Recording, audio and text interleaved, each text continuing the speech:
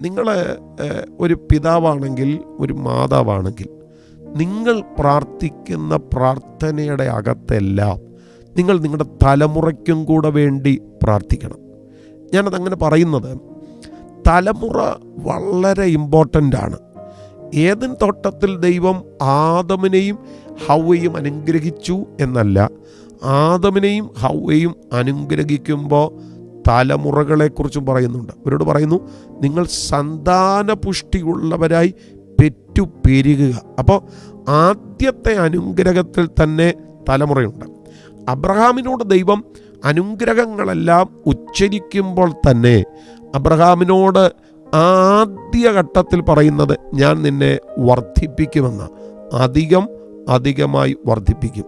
നിന്റെ സന്തതി മുഖാന്തരം ഭൂമിയിലെ സകല ജാതികളും അനുഗ്രഹിക്കപ്പെടും. ഇങ്ങനെ നിങ്ങൾ ശ്രദ്ധിച്ചേ, ദൈവം വ്യക്തിപരമായി ദൂത് പറയാൻ തുടങ്ങിയ സമയങ്ങളിലെല്ലാം തലമുറയെക്കുറിച്ചും പറയുന്നുണ്ട്.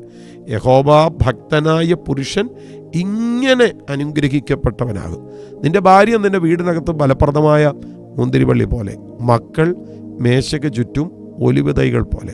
മക്കൾ മേശയ്ക്ക് ചുറ്റും എങ്ങനെയാ? ഒലിവതൈകൾ പോലെ. അവിടെ യഹോവ ഭക്തനായ പുരുഷനോട് കർത്താവ് സംസാരിക്കുമ്പോൾ അവിടെ അവൻ്റെ തലമുറയും കൂടെ പറയുന്നുണ്ട്.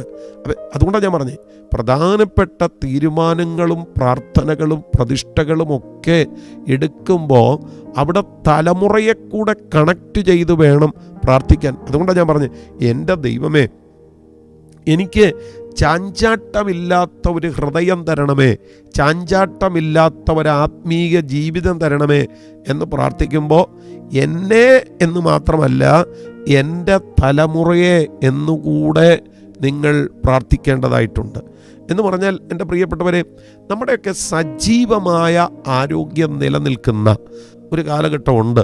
അത് കഴിയുമ്പോൾ നമ്മൾ നമ്മുടെ തലമുറകളുടെ നിഴലിലേക്ക് നമ്മൾ മാറും. എല്ലാ പാരൻസും അങ്ങനെയാണ്.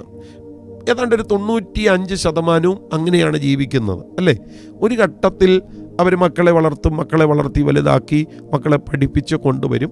പക്ഷേ ഒരു ഘട്ടം കഴിയുമ്പോൾ വാർദ്ധക്യത്തിലേക്കൊക്കെ നീങ്ങുമ്പോൾ മക്കളിൽ ആശ്രയിക്കാനായിട്ട് തുടങ്ങും. അതുകൊണ്ട് മക്കളുടെ ഉയർച്ച, അവരുടെ നിലനിൽപ്പ് നമ്മുടെ ആവശ്യമാണ്. അവർ കൃപയിൽ നിന്നാൽ അതിൻ്റെ അനുഗ്രഹം നമുക്കാണ്. അവർക്ക് ഭൗതിക നന്മയുണ്ടായാൽ അതിൻ്റെ അനുഗ്രഹം നമുക്കാണ്. അവർ ആത്മീയ ജീവിതത്തിൽ പരിപോഷിപ്പിക്കപ്പെട്ടാൽ അതിൻ്റെ അനുഗ്രഹം നമുക്ക് തന്നെയാണ്. അതുകൊണ്ടാണ് ഞാൻ പറഞ്ഞത്, എപ്പോഴൊക്കെ പ്രാർത്ഥിക്കുമോ അപ്പോഴൊക്കെ തലമുറകൾക്ക് വേണ്ടിയും പ്രാർത്ഥിക്കും.